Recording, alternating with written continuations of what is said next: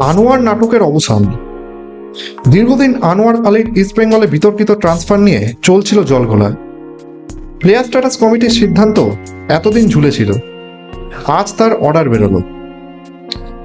শেষমেশ মোহনবাগানের জয় হলো প্লেয়ার স্ট্যাটাস কমিটির অর্ডারে। 4 মাসের জন্য ব্যান করা হলো আনোয়ার আলীকে।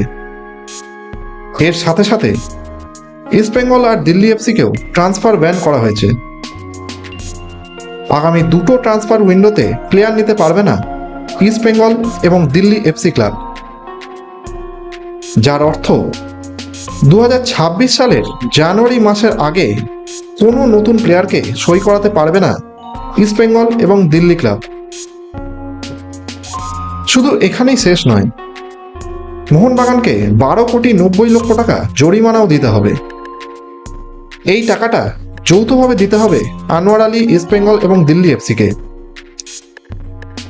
যার অর্থ এক প্রকার কোণঠাসা করে দেওয়া হলো ইস্টবেঙ্গলকে।